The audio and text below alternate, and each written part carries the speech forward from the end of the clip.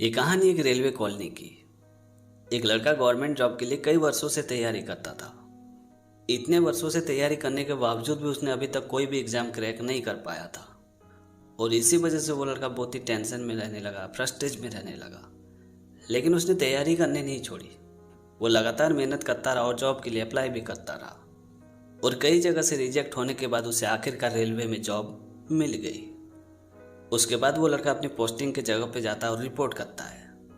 फिर वहाँ के इंचार्ज उस लड़के को काम वगैरह समझाते हैं और उसे रहने के लिए एक रेलवे के कॉलोनी में कमरा भी मिलता है। शाम के वक्त वो लड़का अपने रेलवे के कॉलोनी में जाता है और खाना पीना खा के वहीं सो जाता है।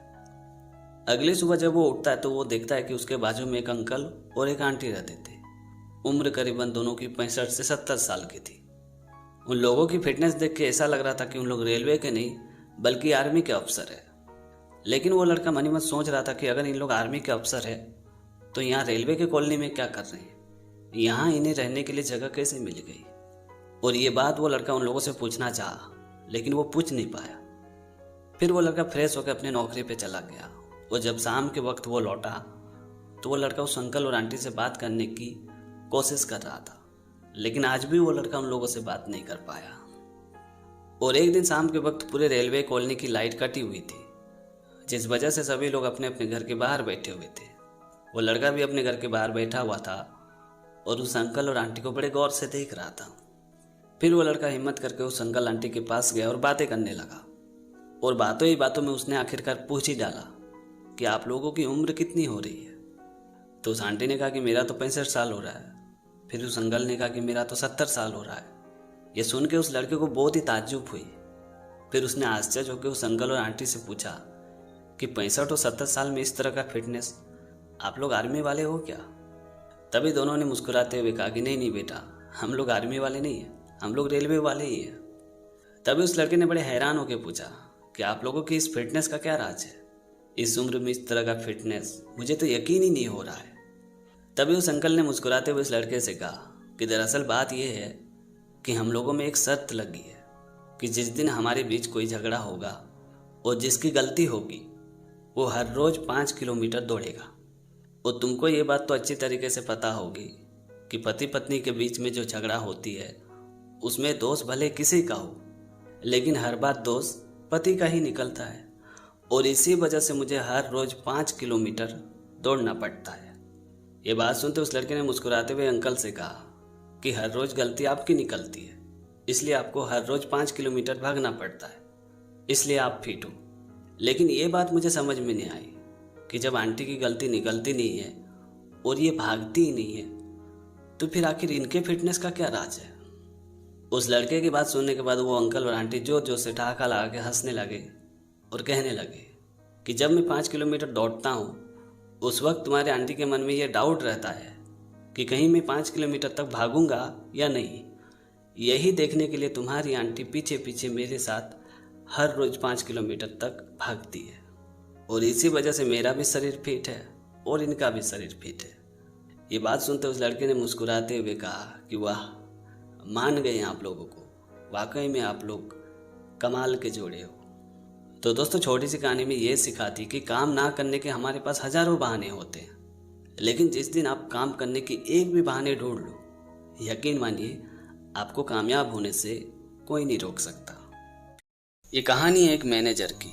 एक छोटे मोटे फैक्ट्री के मालिक अक्सर काम की वजह से अलग अलग स्टेट में जाते थे और इस वजह से वो अपनी फैक्ट्री के प्रोडक्शन में ज़्यादा फोकस नहीं कर पाते थे। तो उन्होंने फैक्ट्री को संभालने के लिए एक मैनेजर को काम में रख लिया और मैनेजर साहब को सारी जिम्मेवारी सौंपते हुए कहा कि हमारे प्रोडक्शन में 10% बेनिफिट होगी, जिसका 7% तुम मेरे घर पे दे देना और बाकी का 3% एक अकाउंट में जमा कर देना। फिर उस फैक्ट्री के मालिक ने एक अकाउंट नंबर मैनेजर साहब को देते हुए कहा कि ये अकाउंट नंबर एक अनाथ लड़के का है जिसका पढ़ने लिखने का जिम्मेवारी मैंने लिया है और इसी वजह से मैं अपने बेनिफिट का 3% हर महीने उसके अकाउंट में जमा कराता हूँ। ये बात सुनते मैनेजर साहब ने कहा कि आप बिल्कुल बेफिक्र रहिए, मैं अपनी जिम्मेवारियों को अच्छे से निभाऊंगा और आपको कभी शिकायत का मौका भी नहीं दूंगा। उसके बाद मैनेजर साहब ने बड़ी ईमानदारी से उस अनाथ लड़के के अकाउंट में 6-7 महीने तक 3% डालता रहा। फिर उसने नोटिस किया कि बॉस तो कभी कभार फैक्ट्री में आते हैं, लेकिन उन्होंने उस अनाथ लड़के के अकाउंट के बारे में कभी जिक्र ही नहीं किया। तो मैनेजर ने सोचा कि बॉस तो उस अकाउंट के बारे में कभी पूछते ही नहीं है, तो क्यों ना उस अकाउंट में सिर्फ 2% डालूं और बाकी का 1% मैं अपने पास रख लूं। फिर मैनेजर ने अगले महीने से उस अनाथ लड़के के अकाउंट में सिर्फ 2% जमा करता था और बाकी का 1% अपने दोस्तों के साथ शराब पीने और नशे करने में उड़ा देता था। और ये सिलसिला कई महीने तक चलता रहा, लेकिन फिर भी बॉस ने ना तो उस अकाउंट के बारे में कभी पूछा और ना ही उस अकाउंट को कभी चेक किया। उसके बाद मैनेजर साहब ने उस अकाउंट में सिर्फ 1% डालता था और बाकी का 2% शराब और नशे करने में उड़ा देता था। और एक दिन ऐसा आया कि वो उस अकाउंट में पैसा डालता ही नहीं था, बल्कि पूरा का पूरा पैसा अपने पास रख लेता था, जिसे वो शराब पीने में खर्च करने लगा। ज्यादा शराब पीने की वजह से मैनेजर साहब बहुत ही बीमार पड़ गए। उनकी हालत बहुत ही खराब हो गई, इतनी खराब कि वो नौकरी भी नहीं जा सकते थे। फिर एक दिन उस फैक्ट्री का मालिक उसके घर पे आया और उसकी हालत देख के कहा कि तुम्हारी तबीयत तो बहुत ही खराब है, एक काम करो, अब तुम्हें नौकरी आने की कोई जरूरत नहीं है, पर तुम चिंता मत करो, तुम्हारी रिटायरमेंट की व्यवस्था मैंने पहले से करके रखी है। तुम जिस अनाथ लड़के के अकाउंट में हर महीना 3% पैसे जमा करता था ना, वो अकाउंट कोई अनाथ के नाम पे नहीं था, बल्कि तुम्हारे नाम का अकाउंट था। और अभी तक उस अकाउंट में इतना पैसा जमा हो गया होगा कि तुम्हारी बाकी की जिंदगी बड़े आराम से गुजर जाएगी। ये बात सुनते मैनेजर साहब के पांव तले जमीन खिसक गई। वो सोचने लगे कि काश मैं लालच ना करता, अपने आप में ईमानदार रहता, तो आज मेरे पास पैसा होता, नशे की लत नहीं लगती और शायद आज मैं बीमार ना पड़ता। लेकिन उसने ऐसी गलती की थी जो शायद ही कभी सुधारा जा सकता था।